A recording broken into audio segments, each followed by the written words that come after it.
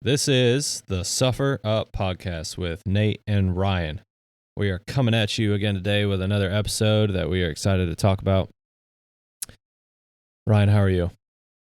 I'm good, man. A little bit tired. Yeah? But it's just because we've been working hard, training hard. We got our 5K coming up on Saturday. Tater tot trot. The old tater tot trot. Local race here, little 5K. And we actually have some of our listeners joining us on that race. So we got two local firefighters that are going to get out there and push themselves. Yep. One has been running, one has not, and that's okay. He's going to get through it. I asked him what his goal was, and he's like, well, I'm going to try to hang with you as long as possible, and then we'll just see what happens. So Good I luck, like bro. it. I like it. So he just signed up for it, so we're excited to be doing that race. It'll be a good time for sure.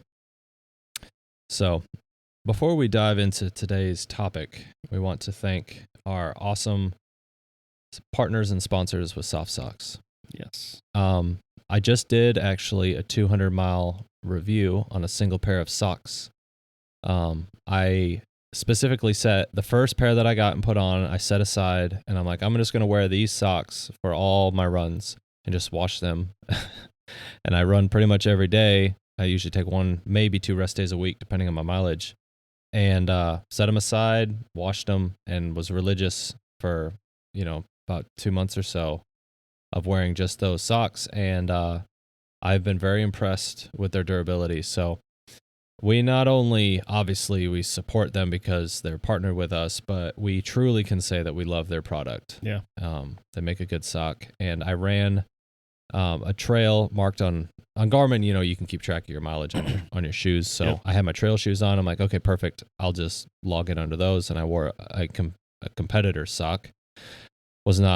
I hadn't worn those socks in forever, and it was hot, and I think I did 8.5 miles on those, and it felt like wearing sponges on my feet on the competitor Just sock. absorbed all the sweat. Yeah, I immediately missed my soft socks. Yeah. Like I wish I would have worn them, but It's crazy how the soft socks are really tight when you first get them, and they don't lose it like the other socks do after you not only run 200 miles in them, but wash them a bunch of times. Yeah. They do a good job too. And in these hot summer months, your shoes get nasty with sweat. Oh yeah. So I think I'm actually going to switch to the black edition. I have a pair of those. The taller ones? The taller ones, because I think that capturing some of that calf sweat will help. Maybe a little, maybe. I don't know. We'll see. It would definitely help on trails and stuff just to keep stuff out of your socks or shoes. So I'm going to try the taller ones on a few runs and see how I really like those at work. So I've been wearing those at work, but I might bring them home and wear them on some runs and try them out. So do your feet slide around more or less in your rubber work boots? Well, those the bunker boots are rather open. Okay. It's literally just leather on a rubber sole. Like there's no padding or anything in them really. So, which I mean, I like those boots. They're great fire boots, but there's a ton of movement. Gotcha. So on other socks, like after a good fire where you're working in them for a long time, I always have some hot spots. But after switching to these, I have not had any hot spots on my feet while wearing these in my bunker boots. That's pretty cool. So it's a good testament. Yeah, absolutely. So if you're just a working man or woman, or you're a runner like we are, wear soft socks. They're great. So we have a discount code for them as well. Small veteran-owned company. Yep. Also, sorry, I didn't mean to to cut you off there. Go for it. Small veteran-owned company, and they've been around for a couple of years now, but like they're still small. They're working on growing. So hopefully they're going to be putting more color options and different length socks and stuff like that out in the next couple of years to give themselves a little more diversity. Yep. But just definitely a company worth supporting. Mm-hmm. Yeah, so just know that your money's going to awesome people and an awesome company. Discount code SUFFER10. SUFFER10. All this will be linked in the description. So today we're going to be diving into our topic of PTSD, anxiety, depression, and any sort of mental struggle that people can go through. So when we hear those words, PTSD, post-traumatic stress disorder, we immediately have a connotation of of it being like super traumatic, whether it be like veteran. you got blown up in an IED. Yeah. Yeah. It's the Yeah, first thing that exactly. comes to mind. Or watching a loved one pass, or watching a buddy die, or something super, super horrific. Yeah. And that's not always the case. It's not always exactly what defines what post-traumatic stress disorder is. Post-traumatic stress is anything that was traumatic to you that causes stress, is the best way that I can. That causes stress after the fact. After the fact, yeah. Lasting effects of that. Yeah, and I want to come back to the delay onset of that too. But I think that there's a lot of people that, want to get clinically diagnosed, or not necessarily want to be, but they get diagnosed. Feel the need to? Yeah, maybe? feel the need to, yeah. They're like, oh, I struggle with PTSD. Like, okay, yeah, I'm sorry. Well, it's like you said, like there's a connotation to it now, and it's kind of a label, and you can get carried away in that label being your identity. And I don't know, it's like the handicap placard thing. Like I'm sure that a lot of people could probably qualify for those things, but you either sit on one side of the fence where you're like, I never want to have a handicap placard in my car, ever. Yeah. Because I don't want to be one of those people. Or you're like, heck yeah, I want the cool parking spots everywhere I go. And I feel like PTSD is the same way. You got guys that are like, no, I'll suppress my issues and say I don't have that. Or you've got people on the other side of the fence that say, oh yeah, I was in a traumatic experience one time, and like I still think about it sometimes, so I have PTSD. Yeah. I want to go get labeled that. Right. I think there's a lot of gray area in there, but yeah, for the most part, people seem to be one side or the other. Yeah, I would agree. And I mean, some people obviously want the attention, or this what's the word I want? The sympathy from it. Yeah. And it very well could be, but it is also very real. And Absolutely. No account should ever be taken lightly. So if you're in any sort of rescue, first responder, military, that line of work, the word gets thrown out a lot. And I can honestly say that I think that there's more people struggling or suffering from it than we actually realize. Yeah. And I'll give some examples. So I can say that, when you first get onto a job or you're exposed to whatever, it is kind of one of those things where it's like, you don't really realize what's affecting you until it's kind of almost too late. Yeah. It's almost like, I've used the analogy of your filter gets clogged. And so it's like this compounding thing. And it's not necessarily one bad call. It could be. It's not necessarily one bad call, one bad experience, one bad situation that you were put into. I think a lot of it is compounding, because the brain typically is able to process each event quite well. So like, unless it's something serious, like we were talking about, Yeah. like when people think about PTSD, Yeah. they think about those isolated one event situations, Yeah. and kind of negate the fact that Yeah. there could be a year's worth of bad things, little things. Yeah, that no, add up. Yeah, absolutely. And like, somebody breaks into your home in the middle of the night, and you have to face them and deal with that. You hear a window break in the middle of the night. Now, every time you hear a window break, like, your anxiety goes up. You're on edge. That's a big deal. Like, Yeah. I'm not downplaying that at all, but I'm saying, like, you see death more than the average person, or you got the stress of dealing with belligerent bystanders, or whatever the situation may be.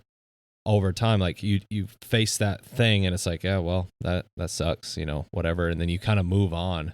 Well, then over time, those things kind of compound, and they compress, and they really kind of bring you down to where, like I alluded back to my story or whatever, like, eventually you kind of look back, you're like, man, I don't really recognize who I am, because it's now changed who I am and how I think.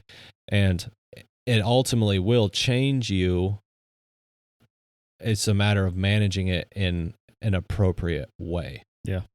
It doesn't, the PTSD doesn't happen instantaneously in a lot of cases. I would say most cases. Yeah. Those one-off incidences are probably way more rare than the cases like you're talking about. Yeah.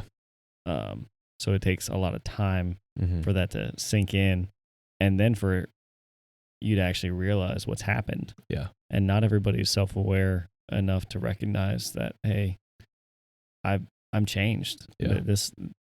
Or if they are, they recognize I'm not the same guy I used to be, but they can't really pinpoint why it is. Right. Mm-hmm.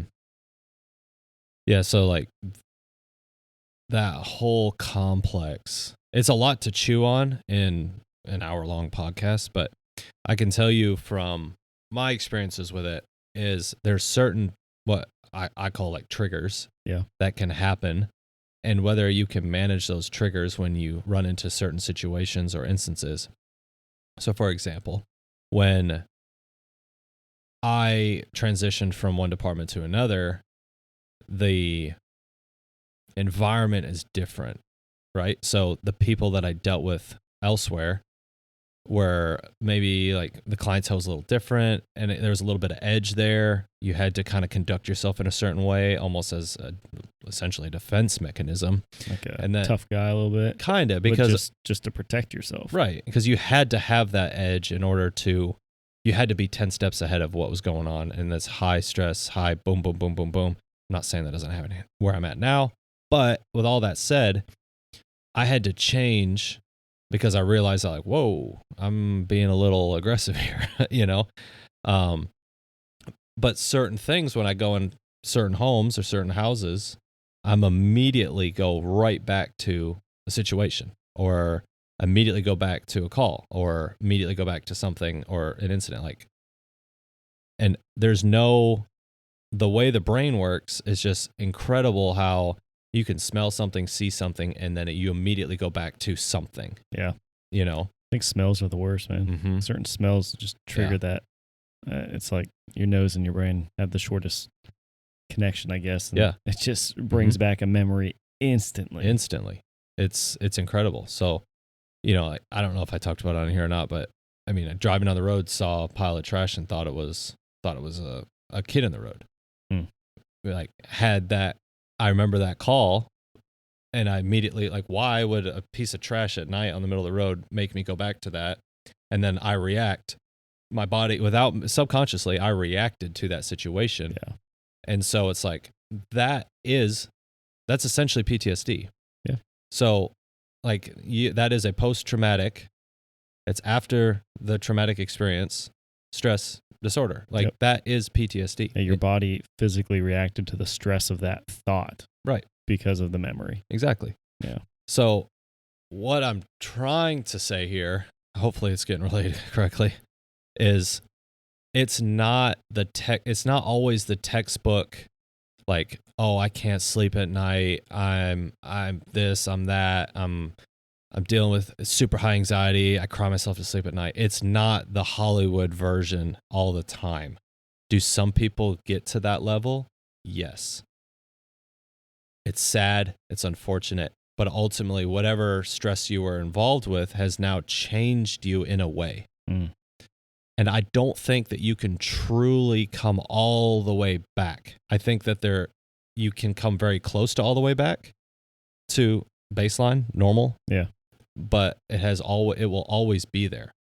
So there is, like, you have to deal with what it is and manage it correctly to a point where you can heal. It's like you have an injury on your shoulder. You may heal that shoulder, but the shoulder will never always be 100%. But I think that you can heal to a point where it's like, okay, I'm back. I can now manage it correctly, and I can deal with it to a point that's like, okay, yep, I know where I'm at. I know what's going on in my head. I'm good. A lot of that positive self-talk, and then be able to process and handle it. Yeah. You may be able to heal all the way back, like 100%, but you're still going to be changed, even if you had an injury. Mm-hmm. Like, maybe you do restore movement and strength, whatever, back 100%, but you're always going to have that scar or that scar tissue in there, whatever it is. It's never going to leave you. So even if you can make a full and complete recovery, you're still changed by it. Mm-hmm. Like, things are still slightly different now than they were. Right. And just because you're back to 100% doesn't mean that that's not still there and can't resurface if you do something wrong. Like, right. You hit that nerve, or you you tweak it the wrong way, whatever it is, or in this case, you come across a smell or a sight that triggers it, and you go back to that. So, yeah, I think it's important to make that distinction that this isn't necessarily the Hollywood way of viewing it, but it's more real, and so many people are affected by this and just don't know it or don't admit it to themselves necessarily. Mm-hmm. Yeah, so taking that, and we'll just lump, for the sake of the episode, PTSD, anxiety, depression, any sort of mental struggle that people, and it's everywhere. Yeah. I mean, we could talk for hours on this, and there's a lot of people, psychologists and doctors, that are way smarter on these topics. We're just sharing a snippet of where we're at with our it. Experience. Yeah, experience. So, like, coping mechanisms. Yeah. In ways that you can, at least for what I can relay, to be able to kind of process and heal. So some people will need, thankfully, I never really sought any like outside or like professional help per se. I utilized a lot of the guys around me during my really tough season of dealing with a lot of this stuff. But ultimately, my grounding was in my faith, and what kind of got me through that season. And to this day, I still ask God for help in these areas. And it's a constant daily thing that I have to deal with and process all the time. And so it's like, in the Bible, it says that don't worry for anything, because fear not, yep. For I'm always with you. I say that to my daughter all the time when she's scared at night. And do not be anxious about anything. And so all these truths are there, like, I'm good. This is just all in my brain. And so through that, there's healing there. But just like, if you make a mistake or you sin in this world, you still have to deal with the consequences, because we're sinful people. So that's a whole nother complex. But that was one of my main coping mechanisms, was when I really turned to God and asked him for help in the matter. Mm-hmm. We as men don't like to ask for help. And that's a stigma that we need to break. But I think a lot of it too is just asking for help, for one, and taking that first step. Like you've said before, the next right thing. What's the next right thing? So yeah, it's a lot to deal with alone. You feel alone in it. But you're not alone, because like I said earlier, there's a lot of people that are dealing with it. They just don't know they're dealing with it. Mm-hmm. And it spills over into work, into family, into events. I mean, I can tell you that there were times where I would sit in a room at a family event, and I felt alone in the room, even though I'm surrounded by people that love me, because I'm like, y'all don't understand. Y'all have no idea. Yeah. None of y'all can relate to anything. And that's how I felt. And that's not healthy. And that probably wasn't true either. Probably not. But that's how. Yeah, that's how you internally felt. But in reality, if you would have opened up to somebody about it, there's probably something that they could actually relate to. Yeah. Maybe they weren't a firefighter and haven't seen all the same things, but everybody's gone through something. I think that's an important thing to remember too, is that just because somebody wasn't in the military or wasn't a firefighter or wasn't whatever you were in when you experienced this trauma, doesn't mean that they haven't been through their own thing. We recently recorded a podcast with Scott, a guy who got in a bad accident and was told he would never walk again. And like, while neither of us have ever been in that situation where we were told by a doctor that we would never walk again, we both have been through our own things. And so it was an interesting conversation to have with him, to see the mindset that he had from that experience and how similarly it relates to the mindset that we have and try and, push on others to just be strong and keep challenging yourself. But that mindset was built through our hard things. Yeah. We didn't go through the same thing as him, but it was other hard things, I don't want to say traumatic necessarily, but other events. So my point is, we're not all going to go through the same thing, but we're all going to have similar life experiences. Yeah. Because in this life, you will have troubles. Yeah. That's a guarantee. Yeah.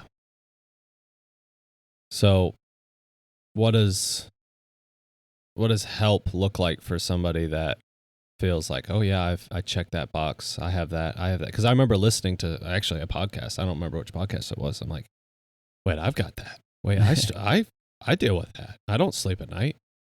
I get anxious about entering rooms with a bunch of people, and my mind immediately goes to worst case scenario. Like I play worst case scenario in my head all the time, or I lay at night and I worry about this or that because I've seen it happen to other people. It could very easily happen to me.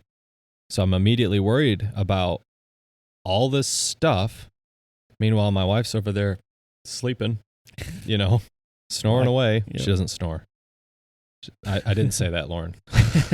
But she's over there sleeping like a baby. And then I remembered I have a baby that doesn't sleep. So that's a really dumb saying. Yeah. Well, yeah, but when they sleep so hard.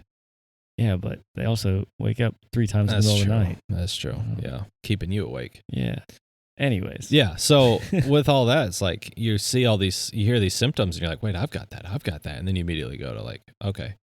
So then what does help look like for somebody who's dealing with these things? I think, like you said, the first thing would be giving it to God. Mm-hmm. Give it to God. Say, God, I don't know why I'm feeling what I'm feeling right now. Mm-hmm. I know that it's not logical, maybe, but I don't know how to deal with it. Help me.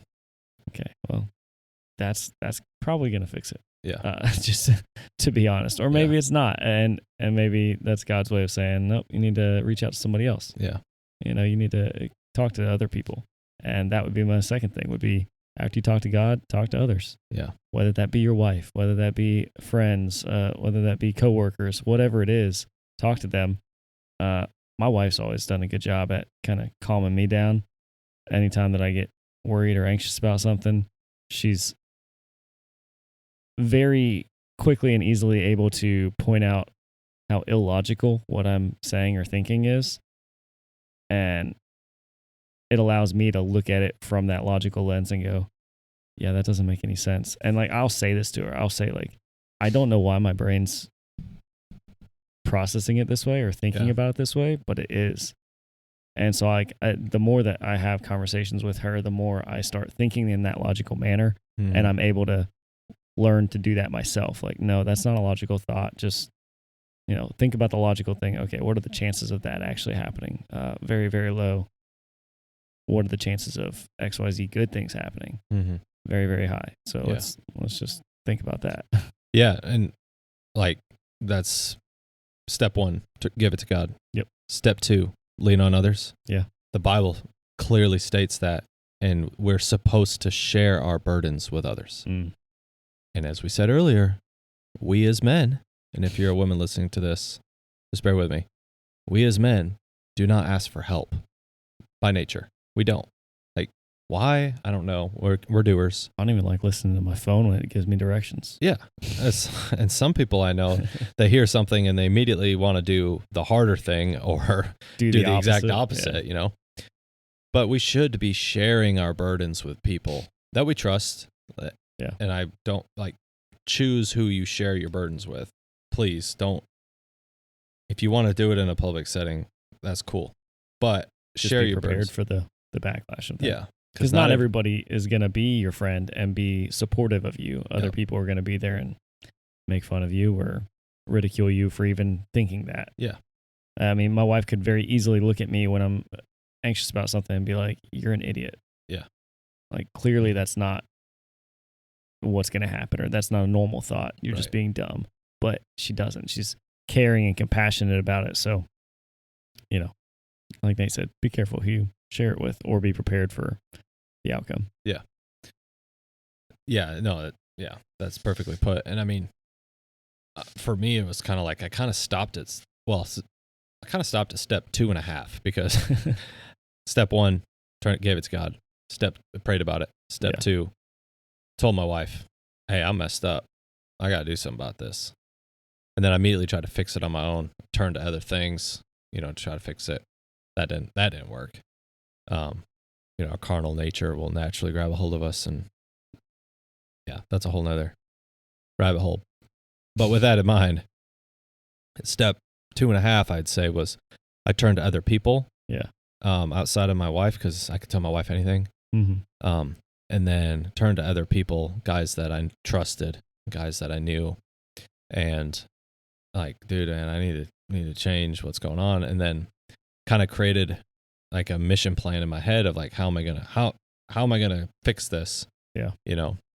But I'll say, thankfully for me, I was able to kind of get inside my own head and deal with those things and process them and manage them correctly. However, not everybody can get to step 2 or 3. I'd say step 3 is seeking outside help. Professional help, yeah. Yeah. And there's no shame in hitting step 3. No, and we're giving it in this order because this is what we think is best. But if you skip step 2 and go to step 3, I think step 1 should always be step 1. Yeah. But if you skip step 2 and go straight to step 3, that's okay. I mean, maybe you don't feel like you have somebody in your life that you can talk to. And first off, I want to say I'm sorry that you feel like that, because there probably is somebody. Yeah. You just aren't giving them a chance. Mm-hmm. But almost everybody in this world has at least one person that cares enough about them to listen and help them work through something. So I hate that you feel that way. But if you have to go step 3 as your step 2, then so be it. Seek professional help.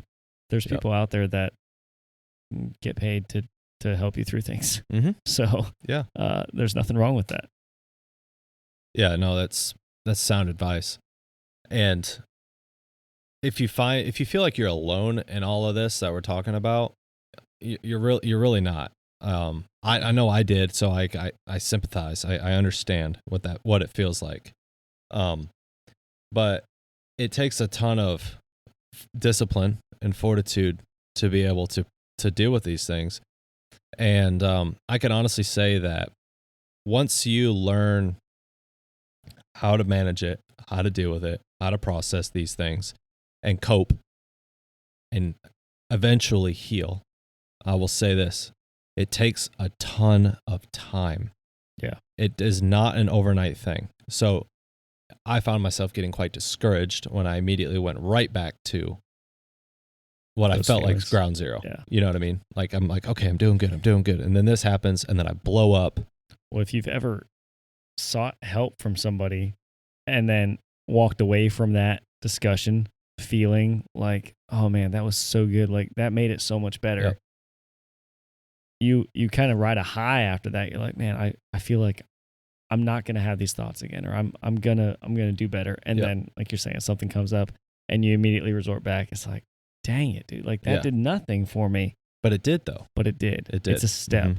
Like you were talking about earlier, this didn't occur overnight. Yeah. In most cases, the stress, the trauma was a number of things that took time to wear down on you, or to build up on you, clog your filter, as you like to say. You can't unclog it instantly. It took time to happen, and it's going to take time to fix. Yeah. You got to give it time and let it work its way out. Yeah. You got to do your part, of course. Mm-hmm. But it's just be patient. Yeah. And it takes time to build a wall. It takes a lot of time to break a wall. Baby steps. And when you break a wall, you got to clean up the rubble, and it takes time. If you've ever worked in a rubble pile, it takes so much time. It takes more work to tear it down than it does to build it. So, I mean, naturally, we put up walls all the time to shield, like, no, I don't need help. No, I don't need this. No, I don't need that. Yeah. I'm fine. Like the big thing, I'm fine. Well, if you're saying I'm fine like that, you're probably not fine. Yeah. Any of you with wives out there understand that perfectly. Yeah. No, that's true. Lauren, definitely. And she can. I'm fine. Nothing's wrong. I'm good. I'm good. Everything's fine. I'm fine. If your wife ever says that, she's definitely not fine. Yeah. But it's not. Go ahead. What were you gonna say? Oh, I was just gonna give another illustration from a quote that I heard a while back. You say clogging your filter. Mm-hmm. I like that idea a lot because it's a good visual. But this quote that I heard was a Michelangelo quote. Michelangelo is the one that carved the statue of David. Yeah.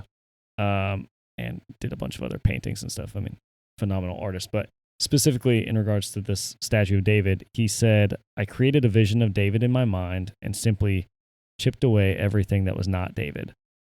So he's staring at a block of marble and just created a vision of David and chipped away everything that was not David. So the idea is that when you're fixing yourself, you're trying to unclog your filter and resort back to who you really are.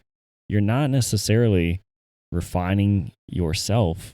You're just trying to chip away all that garbage that you've grabbed onto, that you've sucked into the filter, and you're trying to chip it all away and get back to that perfect, beautiful statue. Yeah. That is that's been such an instrumental way of thinking for me. That's like, no, I don't necessarily need to be better. Like, I am who I am, but I just got to keep the garbage off of me. Yeah. I just got to keep refining myself back to who I truly am. Yeah. You know, God made us in his image. So it's not a matter of becoming more or becoming better as much as it is just not becoming worse. Yeah. I guess. I'll put a plug with that, what you're saying, because I agree with what you're saying. Yeah. Is hit me. We should, no. I don't agree with anything. I don't disagree with anything that you just said. What I'm saying is we should take that image, because we were built in the image of God. Yeah. But we should also be striving to be more like him. Absolutely. And so the refining process that happens with that can't be achieved on earth, of course. We know that. Ideally, you chipping away at your statue, it should mirror his. Yes. Yeah. Essentially. Should. Yep. I just don't want that to be misconstrued with like, yeah, I'm going to be the best version of people. Myself today. Correct. You see what I'm saying? Because that would be more like, that's not putting any emphasis on. Do try and be the best version of yourself. Right. It's still not going to be perfect. I knew what you were trying to say. I just wanted to clear that so that it wasn't like misinterpreted on what we're trying to deliver. Yeah. So humans are not a divine authority. Correct. Yeah. So yeah, I love that. I love that quote. But with all of this in mind, we talked about time and that it takes time to heal. It wasn't an instant fail. It wasn't an instant like crash and burn. It took time to get to this point, and it takes time. Is it an instant fix? No, it's not an instant fix. It's going to take time. So be patient with yourself, and kind of going back a little bit to what you're saying, like, okay, so you hit this stressor trigger, you reacted in an inappropriate way, or you immediately thought that you were doing well, and then you fell on your face. Yeah. Whatever you're struggling with, you can apply this anywhere. The best thing you can do is get back up, pray, ask God, like, Lord, please help me. I failed. I need to move forward. And then put it behind you. Yep. And just keep going. Just like anything, things will go up and things will go down, just like the stock market. Just like my race times. Yeah.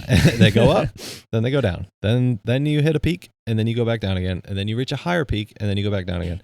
It's life. Yep. Like, it just happens. And so past is the past, the future is the future, the present, that's now. Yeah. And if you're listening, you're probably like, well, no, duh, Nate. That, of course it's that way. But not, I can say that I knew these truths. Yeah. I understood them, but in the moment, I did not understand them to the degree that I understand them now. And so I'll trip, I'll fall, and do whatever. And then I'm like, oh, I just did it again. Why? It's easy for us to get caught in that spot right there and just kind of sulk. Yep. And just kick the ground and say, man, yep. Poor me. Poor me. I'm back where I started. I haven't gotten any better. Well, that's pity. Patience, man. Yeah. Don't pity yourself. Yeah. Get up, do the next right thing. Just move on, move forward. Take action. The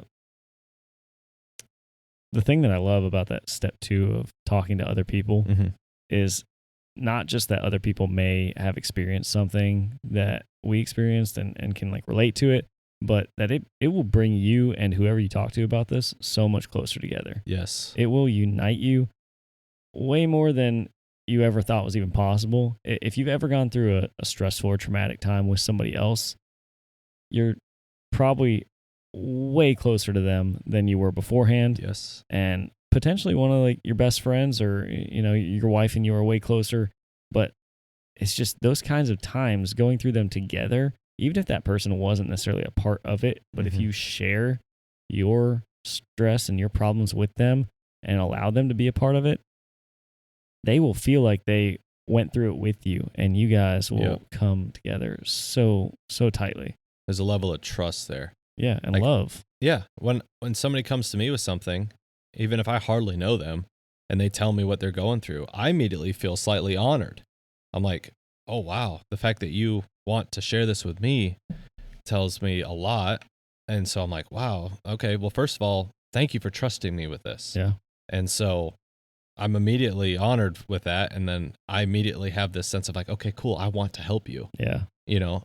Us men, we got to be careful with that one. Yeah, true. Yeah, we're fixers by nature. Yeah. I got a thing that I normally ask people. I'm like, do you want me to just listen, or do you want me to give advice? Yeah. And that will hopefully they'll be honest and give you a real answer. Like if they're not looking for advice, don't tell me you're looking for advice, because I'm going to try and fix it if you tell me you want advice. I'm going to say, hey, outsider looking in, this is what you need to do. It may not even be what you want to hear, but anyways. Yep. Yeah, I would say try and make it a point to you guys out there, if somebody brings that to you, they're entrusting you, like Nate just said, like that's an honor. Try and honor them back by asking them what they're looking for by bringing it to you. Yep. They just want somebody to lean on, or do they want somebody to help them work through this? Proverbs 15:23, a man hath joy by the answer of his mouth, and a word spoken in due season, how good is it? Timely advice, right? Time your words and your voice. And there's not always a time or a place for that advice, but sometimes just lending that listening ear is way more valuable. And a time to talk. Yeah. Yeah. Sometimes I need to shut up more. Moment of silence. Yeah, moment of silence there. But yeah, suffering together definitely unites people and creates a bond that is 100% unbreakable. Yeah.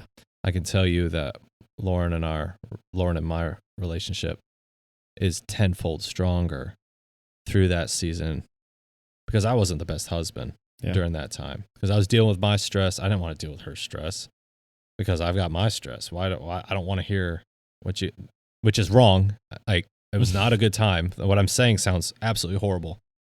And I did care, but I also knew that I was dealing with what I was dealing with. So until I went to her and told her kind of what I'm dealing with, and then I'm not sleeping at night, I'm dealing with this. We go places and I blow up because Lauren put my daughter in the car while I was underneath it.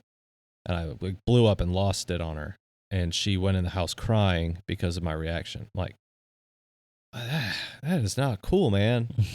She didn't understand at the time what was going through my head when she did that, when the car's up on jack stands and I'm underneath it working on it. Yeah.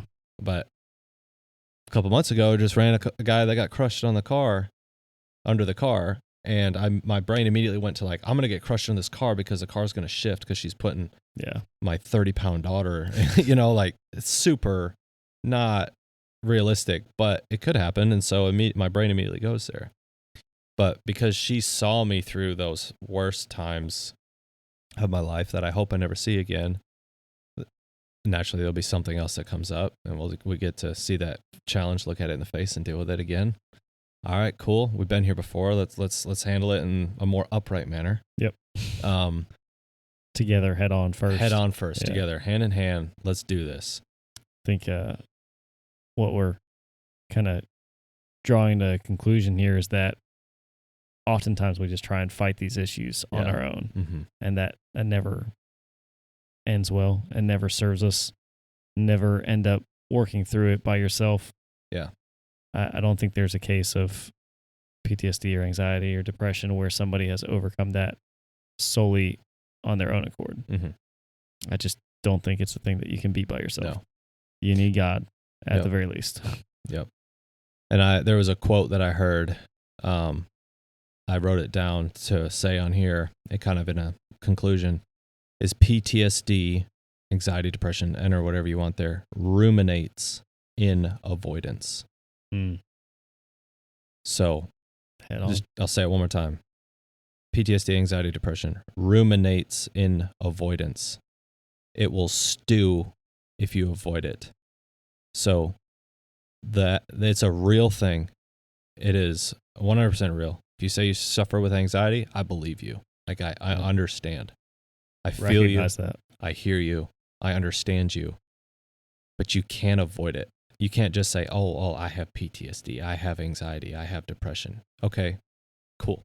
You said it. Now deal with it. Now what are you going to do about it? What are you going to do about it? And it's not always, I'm not saying that medication can't help you. I'm not saying that.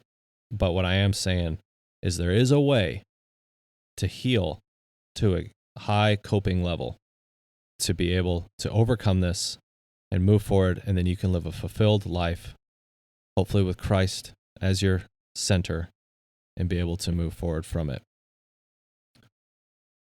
With all of that, I also want to put just another plug in. If you're listening to this and you are dealing with what you think are these things at all, ask for help. Follow the 3, we'll call them the Ramsey steps, dealing with the baby steps. 3-step plan. The 3-step plan. But for real though, give it to God. If you don't have a relationship with God, I'd love to have a conversation with you and be able to help you understand what that looks like. But give it to God, pray about it, and then from there, ask for help or turn to somebody and share that burden with somebody. Cast your burdens on other people. Yep. Give your burden to God, give your burden to somebody else, and then seek outside help if it's needed, if you can't deal or cope with it. Because your sustainability of life is way more important than anything else. Yep. And if you've looked into these issues at all online, you're going to see other recommendations like exercise, eat right, sleep right. All those sound great and they all will help. Yeah. But I don't think that any of those are the fixes. Those are all like supplemental. Yeah. Those are all, like symptoms of getting better. Yeah. Is that you're able to sleep right. You feel like eating and you want to eat good food and you have enough energy to go for a run. Like all these things will help you. But when you're down in the darkest dump, you don't want to get out and go for a run. No. And you may not be able to sleep. So you got to start with those first 3 things and then start supplementing in other good things in your life to get you all the way through it. Yep. No, that's so true. And it kind of literally supports our 3 pillars. Yeah. Spiritual, give it to God. Yep. Mental, deal with your brain. Yeah. Do whatever you need to do. Attack it head on. If physical helps the brain, then do that. Yep. Get out, exercise. I can tell you, I feel better after I exercise. If physical is your spiritual outlet to go talk to God, then go do it. Yeah. All those 3 work together. If one pillar is weak, you will fall and crumble, and build that pillar up and try to achieve this high level of excellence, essentially. Yeah. So with all that, I just want to give you guys a resource. Next Rung is an organization for those in the first responder world. They'll accept obviously outside of the first responder world, but it's obviously targeted to their pillars are faith, family, service, mindset. So those are their 4 pillars there. You can find them. They have a website, nextrung.org. If you're in need of peer support of any kind, you can also text the word support to 1-833-698-7864. You can also email them. They have a phone number on their website as well. Just reach out to them if you feel like you're just it doesn't have to necessarily be the things we're talking about today. It could just be any sort of stress. You just need somebody to talk to. They're there. They're a great resource. Yeah. And one of the founders of this, I'm good friends with, Blake. Absolutely love the dude. He's done an awesome job with this organization. Has done a really good job with it. So with all that, if somebody needs to or wants to use them, is it free to them? I believe so. Yes, it's free, and they kind of help. They take that call, they help you, and then they'll help you move. Get to the next step. Yep, to the next step. But the initial stuff is free. Yes. To the end user calling in, but it's not free for Next Rung to provide these services. Correct. Necessarily. Everything costs money. Yep. You know. Yes, it does. So they are a donation based. They're a nonprofit. A donation based company. So there's a way if you're not dealing with something right now and you maybe have come through it before and you're like, no, I want to give back. Yep. Next Rung is a great organization to give back to because they're there to help when you're not in that good spot. Yep. So why don't you tell them about what you're doing? So we launched last month. Actually this month, I'm sorry. Mind Over Miles. We created a hashtag Mind Over Miles 25. Where I will be running a completely unsupported 50-kilometer run with no aid, no assistance to simulate that person who feels like they're suffering in silence. Why are you running in kilometers? We're in America. True. Yes. Well, 50K, most people in the running world understand that. It's actually just a hair over a 50K. It's roughly 32 miles. Okay. So I'm going to be doing it completely alone back in my home state of Wisconsin. Nice. And I am looking for sponsorship to raise money to run. So my goal is $3,200. Last time, $100 per mile. Last time I checked in with Blake, we were right around $1,300 raised so far. So we're getting there. Yeah. We have just under a month. I'll be doing it on July 16th. So your goal with this is to raise money for Next Rung. Correct. Not for you on the run. No, it's unsupported. You don't need anything from anybody necessarily. Like you're going to stop and get water or something on your own. Yep. But this is something that you're doing, and zero of these dollars are going to you or to us as Suffer Up. It's all to Next Rung. Yep. Because we believe in what they're doing, and we think it's important to support people that are doing good things. Yes, they're doing awesome things. And actually, after posting this, there was a lady on the socials that had reshared one of our things, and I reached out and just said, thank you for resharing. And she said, I love those guys at Next Rung. They literally saved my life. I would not be here without them. So thank you for doing what you're doing. Wow. And I'm like, that is exactly why one life we're changed. doing this. Yeah. Yep. That's worth it. So if it worked for her, it can work for you. So if you're out there and you're listening and you're struggling, reach out to them. They're a great resource. But also, if you feel like you feel compelled or led to give back in some way, I would love for you to support this mission for Mind Over Miles. And any donation that is given is not too small. And all of the money, I want to be super clear with this, 100% of the money goes directly to Next Rung. Ryan and I can't even see how much has been given or who has given unless I contact Blake. Yeah, you literally have to text him and say, hey, where are we at? Yeah, exactly. So we don't see any of the money. This is 100% to support Next Rung. Yeah. We're honored and happy to do this. And on the day of the event, if you care to follow, there'll be a Garmin link if you want to watch the run. You'll be watching a blue dot go across the screen. But you'll be able to most exciting. Yeah, you'll get to track my progress and see where I'm at. And the plan is to do some videos and stuff while I'm running, share some thoughts, some things that I'm going through on that run, because as you know, any long run like that, you're going to go through good times and bad times. And so I'm kind of excited to see what happens. And I'll be sending those up to Ryan, and he will be uploading them onto our Instagram, Facebook, and such to keep you guys up to speed on that.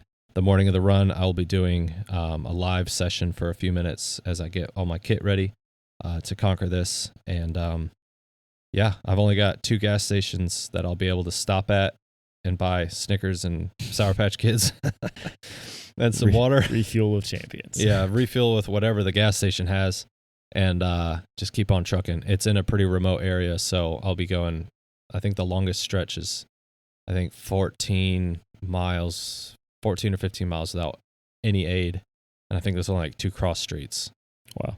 So and you're doing this mid-July. Yeah, it's going to be hot. Yeah, just a little warm. Yeah. Luckily, it's in Wisconsin, not Florida. That's true. So I will have all that stuff uploaded for you guys. I will also have Next Rung information in the link of this podcast, so you guys can click on it, reach them as well. So Do you have anything else? No, man. I think that covers it all. Perfect. You guys reach out to us, to Next Rung, to a friend. If you need help, we're here. We're here. And we love each and every one of you. And we're so thankful for the support behind this podcast, this show. So we love you guys. Stay after it. And as always, suffer up.